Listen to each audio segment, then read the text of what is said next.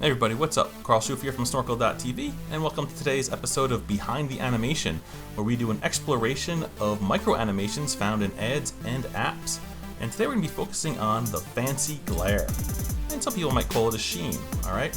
So, I've been seeing a lot of these American Express ads pop up in Facebook and on Twitter, and I was really attracted to the very subtle and really quite cool glare effect that goes on in the card. So if you watch right here, I'm just going to do a slow motion through it. So you'll see this nice glare comes across the card, it grabs your attention, and you're able to, enjoy the ad, and then it flips around, and it's cool. There's good text effects going on here. I love the subtle motion in the background, all right? So all subtle stuff that really adds to the value of the ad. But in today's episode, I really want to just point out that glare effect, okay? And I'm just going to go right there, okay? And one of the things I want to point out about it is that right here, let's just zoom in a little bit.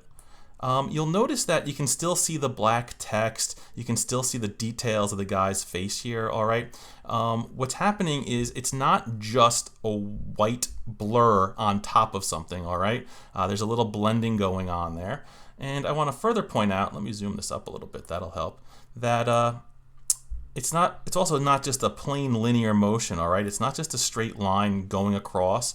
You'll notice that there's a little bit of a curve to it. It might even get a little bit wider or brighter in the middle, and then it goes off screen, okay? So it's not totally linear, all right? There's definitely a little bit of rotation and something going on. If you look really close, it might even be two shapes, all right?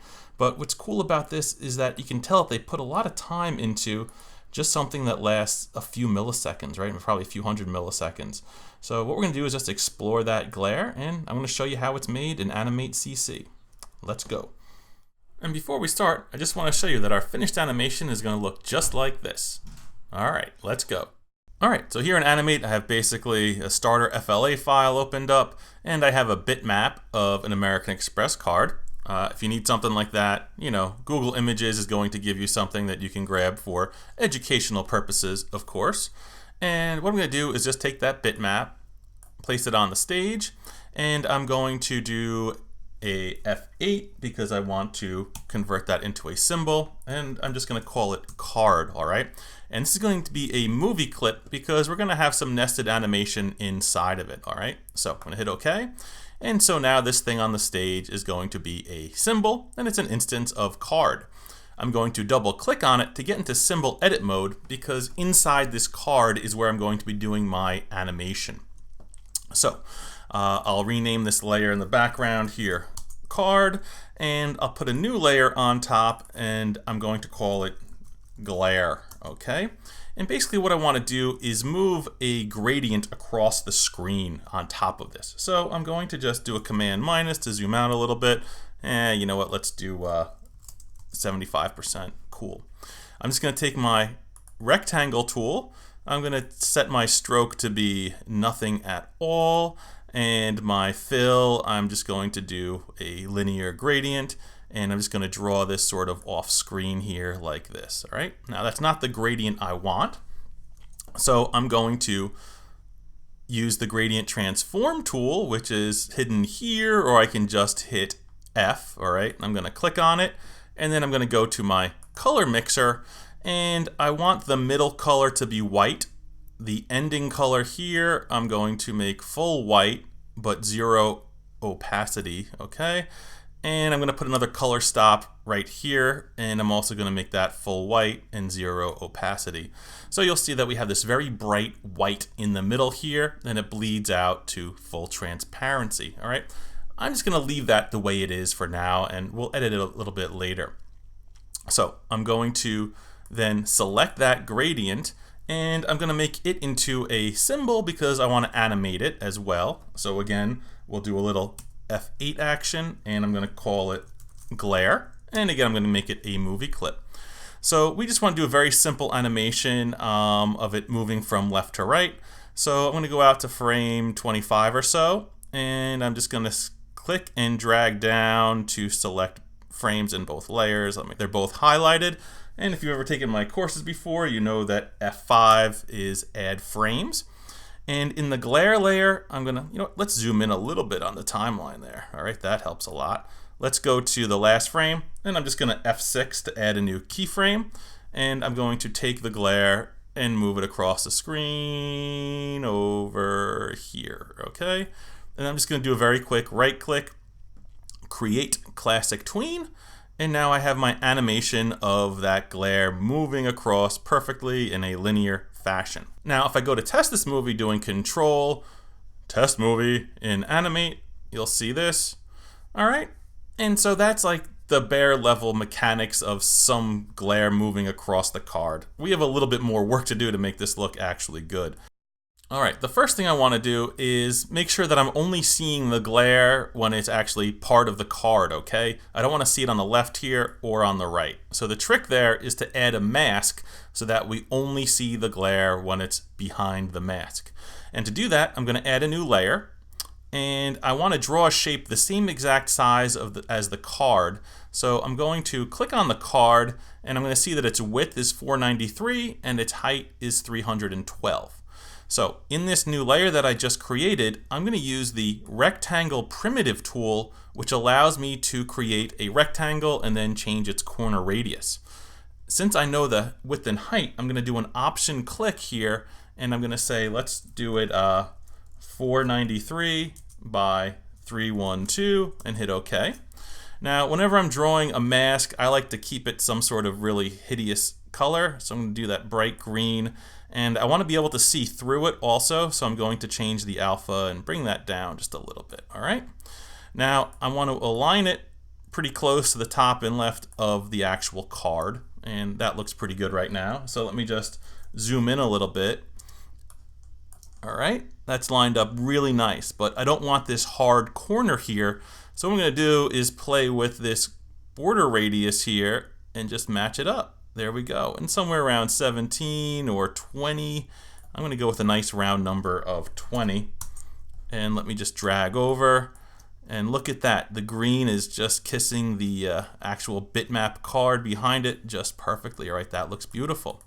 So now, let me go back to zoom with like, I don't know, 75%. And when I play the animation, obviously I still see the glare over here. So what I'm going to do is turn layer 5 here into a mask layer, all right? And then instantly the glare is locked underneath it. Now watch what happens. When I do this, you'll see now that I only see the glare when it's on the card, all right? So in order to enable the masking, these two layers need to be locked.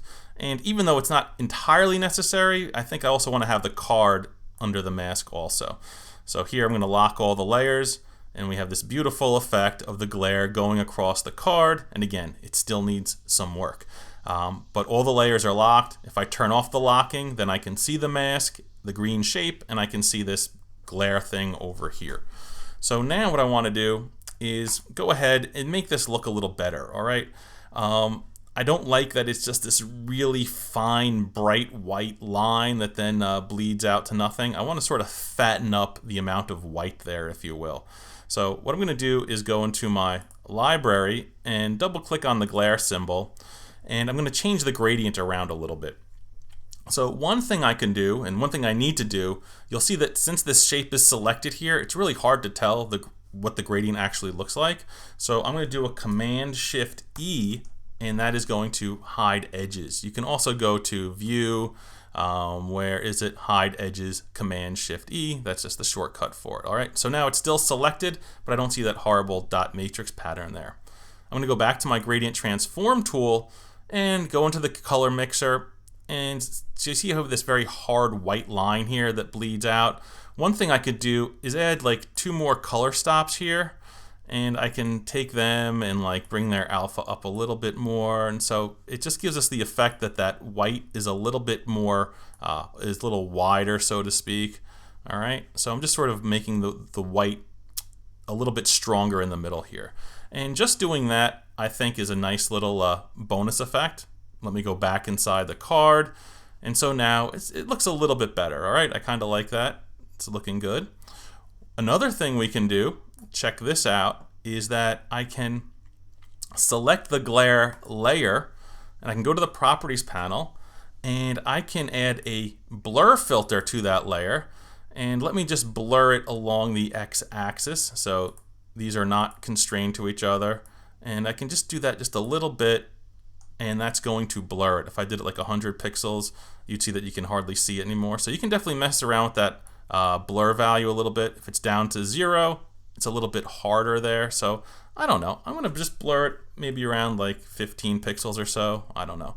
Looks kind of nice. And so let's just go across. All right, it's looking pretty good. Now, what I don't like, and what I pointed out earlier in the intro, was that everything gets super washed out here, all right? We're just putting literally a very bright white thing on top of the card, all right? So the letters here get washed out, the detail in, this dude gets washed out pretty much. So check this out. The last thing we're gonna do, or second to last, is I'm gonna select the glare layer again, and I'm gonna go into the display properties, and I'm gonna add a blend mode of overlay. All right, now that changes things quite a bit. You can still see the American Express text as black, but it's just the background of the car now that gets sort of super shiny, all right? And look at that. That is so nice as that moves across. So let's just test this out. And there we go. All right, now it's repeating pretty quickly. So what I might do is add some more frames here. Maybe I'll go out to frame number 60 or so, make it 1 second of time for this nested movie clip. So we can watch it go zoom, zoom, zoom. All right, pretty nice. We're almost towards the end.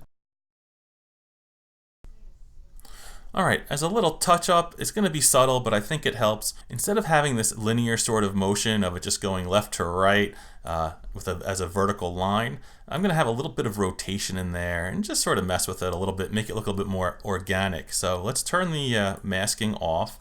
I'm gonna zoom out quite a bit, and I'm going to be changing the transform origin. And a little word to the wise, if you take the transform origin and you move it in the first frame and do something like this, you're gonna get this weird jump and nastiness in your tween. So if you ever say, you know what, I wanna move the transform origin and change stuff around, you kinda have to rebuild your tween. So what I'm gonna do is just remove the classic tween here.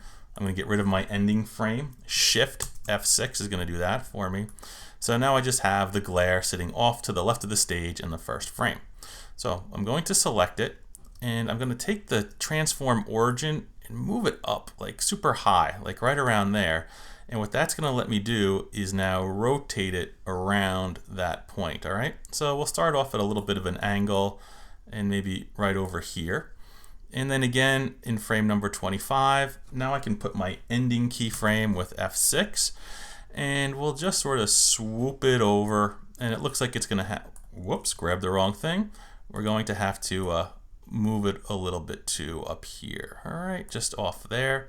And let's see how that looks. Let's right click, create classic tween, and what do we have? So it swoops across like that, a nice little arc. All right, just a little bit different.